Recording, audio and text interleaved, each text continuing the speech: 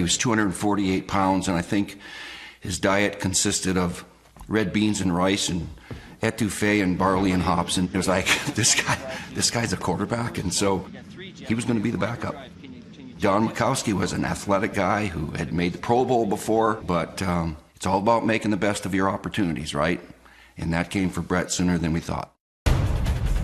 In week 3 of the 1992 season, Majkowski went down.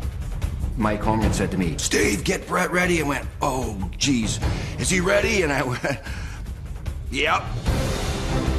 So I'm coming in, and most of the people looking in the program going, "Who in the hell is this guy now? How you pronounce his name?"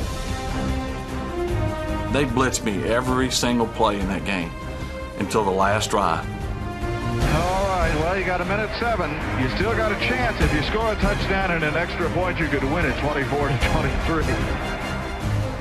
They allowed me to just kind of gunsling a little bit and just do what I do best and right down the field. Favre steps up in the pocket, throws long upfield. There's Sterling Sharp. He caught it. He's at the 50 down to the 47-yard line, and they got no timeout. You got to hurry. Now he's back to throw. On Zidane, comes up over the middle. It is caught by Workman down to the 35. 29 seconds left. This wasn't just a Packers comeback. It was Favre's coming out party.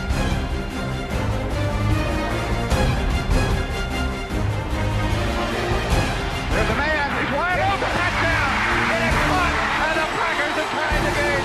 These fans are going crazy. I mean, this thing is supposed to be over with. Send him back out to hold to win the game by 1, and his hands came off the ball, and boom, we win 24-23. The Packers win it. How about that? That was Brett. He drove you crazy. He made great plays. There was a little luck involved. And the fans got a real taste that day about what his career was going to be like. Brett Favre is something else. This is the best thing that's happened in Green Bay in a long time. Then the next week we played a really good Pittsburgh Steelers team. They were better than we were, but we won in Green Bay. And he played very, very well. And then we were kind of off and running. Despite the smooth start, Favre was far from being a polished NFL quarterback.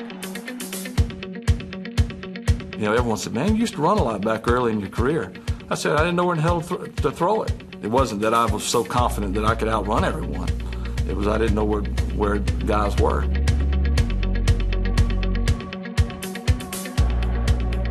Like our third game that year, I kept hearing our coaches talk about nickel, and nickel is in, and they're gonna sub, and well, I just played along. Okay, yeah, nickel's in. I'll get him, all right. Finally, one day I pulled Ty aside and said, "Ty, what are they talking about when they say nickel?" What? First real question he'd ever asked, probably like a serious question. I'm like, well, it's 5 DBs, it's nickel, so it's 5. Oh, okay, I get it now, yeah. Thank you, thank you, appreciate it. Coming into the West Coast offense was a whole new language for him. We had to start from scratch. First impression, this is going to be a project. But then when you start seeing him throw the ball around, then you say, well, geez, if this guy can ever learn the system, then he might be somebody.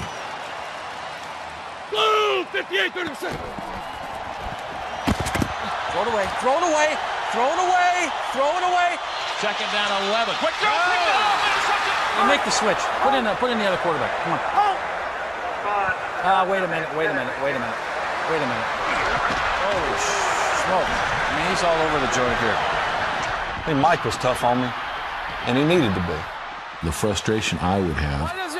Why did he? Trying to kind of harness just this wild stallion. Hey, will you settle down, please? Now, are you all right? Yeah. No more rocket balls, please. Well, I was chinged up. No, I know. My guess would be that he's had the strongest arm in the league ever. In practice, we had this young receiver caught a dig, boom, and his hand split right down between these two fingers. They had to stitch it up, put a cast on it, just for this guy to play. There were times where that arm strength would fit it in there, between linebackers. He believed that he could always get it in there. So that's why sometimes he would take some chances. He felt he could make every throw at any time. Favre fakes the handoff, rolling right, pressured by McDaniel, shovels it forward, touchdown! He was risky. I mean, he was fun to watch because you never knew what he would do. I never did it because I just was bucking the system. It was only because I wanted to win. Goes back to the left. He can run. No, he's still with the ball. And he is caught from behind, got away. Still a touchdown. Holy cow. What a play by Brett Favre. He shoveled the ball forward as he was going down. Favre steps up in the pocket. He flips it into the end zone. Touchdown, Green Bay. He flipped it into the end zone. Backhand. Just the way they drew it up, huh, fellas? I'll tell you what, Brett Favre is the creative quarterback. He just creates plays. In 1993, he took the Packers to the playoffs after an 11-year absence. He's going to throw it to the end zone. He's open. Wide open. Touchdown. And just the way they drew it up, huh, fellas? I'll tell you what, Brett Favre is the creative quarterback. He just creates plays. In 1993, he took the Packers to the playoffs after an 11-year absence. He's going to throw it to the end zone. He's open. Wide open. Touchdown. With 55 seconds left. And what a pass by Brett Favre. They're mobbing him on the sidelines. He threw that high and wide, about 60 yards in the air. In 1994, Favre broke the team record for touchdown passes in a season and led Green Bay back to the playoffs.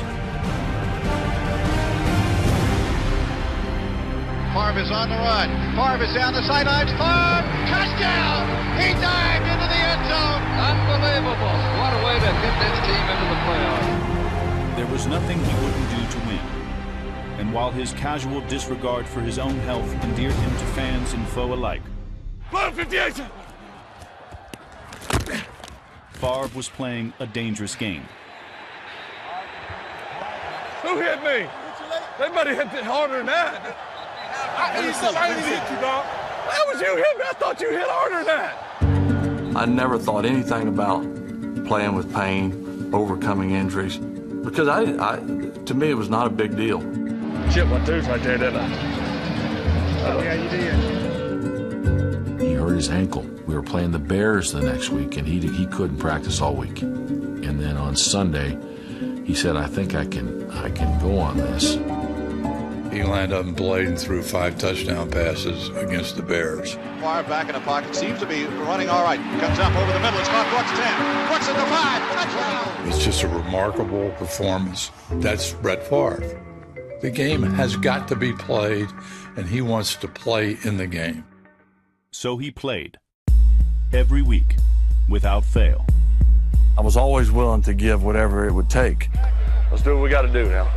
And it meant more to me to be a great teammate and to be relied on, and for the team and for the fans and for the coaches to say, we don't have to worry about Brett. He will be ready to play, and regardless of the score, he will play a certain way until it's over. Favre had the Packers headed in the right direction, but he was headed for a crash. At first, I used it for pain. After a while, I used it for recreation. And I knew that was wrong. Like with any person with addiction, you know, you start off with one pill, it's just going to take more and more and more.